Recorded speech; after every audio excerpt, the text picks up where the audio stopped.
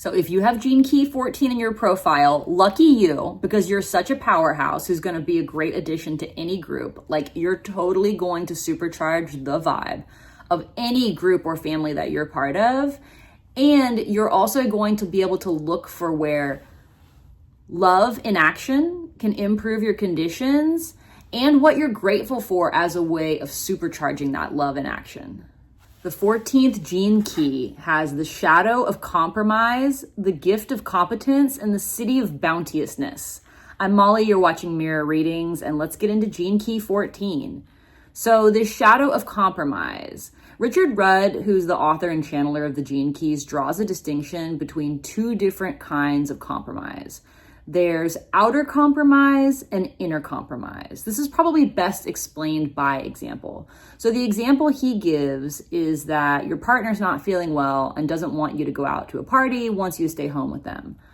Okay, so maybe you make the outer compromise of canceling your plans to go to a party because you love your partner so much and your love for them is bigger than the disappointment of not getting to go to the party or letting a friend down or whatever. So that's outer compromise. Life is full of outer compromises. We have to do them to have healthy relationships, and they're completely reasonable. However, inner compromise is what this shadow is referring to. So inner compromise could occur if, let's say, the party was like really important to you for some specific reason, and you knew your partner was going to be okay, but they wanted you to stay home anyway, and then you made some compromise to yourself or your own values because you stayed home. Or more likely is you don't want to disappoint whoever's party it is, right? So you leave your partner at home even though they don't want you to go, and that's a compromise to ourselves because we've allowed the risk of disappointing someone else to overpower our love for our partner who's not feeling good and just wants some support at home. Gene key 14, the shadow of compromise. That shadow of compromise refers to inner compromise and outer compromise. So Richard Rudd describes inner compromise as, maybe it's best told by example.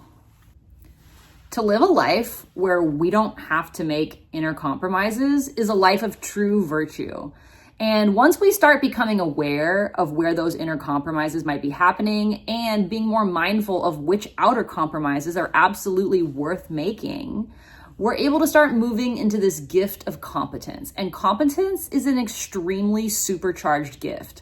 Like, once we start stabilizing in this gift frequency, if you have key 14 in your profile, you become like the backbone of any group you're in, any family, any team, any project that you're on. You will become the support system and your competence will become contagious. Our journey from the shadow to gift frequency is not always a straight line, right? Sometimes we're toggling back and forth for a while between these shadow and these gift states. So watch out as you're moving from compromise to competence, how you can get enslaved from your own need for recognition. That's the shadow of compromise in a reactive state.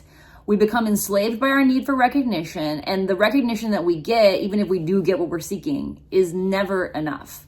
The other side of that coin is that in a repressed state, that shadow of compromise can cause us to be really like anxious about other people's reliance on our competence and let it drain our energy. By the way, if you're highly competent, yes, people are going to become dependent on that. But in that stabilized gift of competence, that's like a force field that you're radiating, not overcompensating for other people's weaknesses. Does that make sense? The easiest on-ramp to that gift of competence is asking yourself, what would love do? If love is driving your actions, then they're going to be aligned. By the way, if you start asking the question, what would love do in your life? You're going to get some big answers. And that means we got to take those answers and turn them into action a little bite at a time. Like, a lot of times the easiest way to access that gift of compromise, once you practically ask yourself that question, what would love do, is to look for small actions, little steps that can be taken that will bring you closer and closer to that loving action. Once we start looking at ourselves and how we're living in integrity or not, and start making the effort of asking ourselves questions like, what would love do? We realize that it's a lot of work to live from love and be in integrity. People with gene key 14 prominently in their profile will often become the backbone of any group or project or family or team. So they're working through what's called the morphogenetic field. This is like a data field of our energy bodies. Let's just call it that.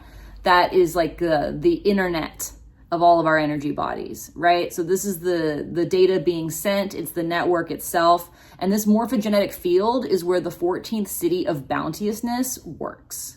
Every gene key corresponds to a ton of different data: a plant, an animal, a planet, an element, a codon in our genetic sequence, a hexagram in the Chinese I Ching. It just goes on and on.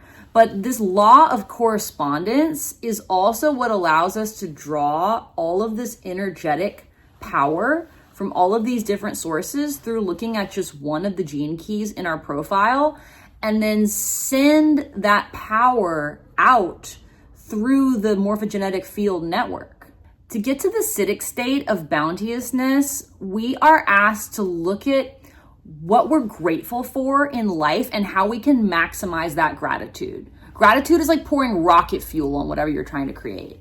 So all cities are about the end of desire. And once again, this city of bounteousness represents our individuality kind of just blurring out into an amalgamation of all of these different aspects of life that we can draw power from and put it back into the field for other people to use. That's how our competence becomes contagious. That's how our bounteousness goes from being an inside job of becoming like so full of life and aligned with ourselves because we're not making inner compromises, to rippling out into the field and positively affecting others so that they become more competent and bounteous. All right, that's it for Key 14. Thank you so much for being here. I'm Molly. You're watching Mirror Readings. And if you'd like to get a reading from me, please visit my website, mirrorreadings.com.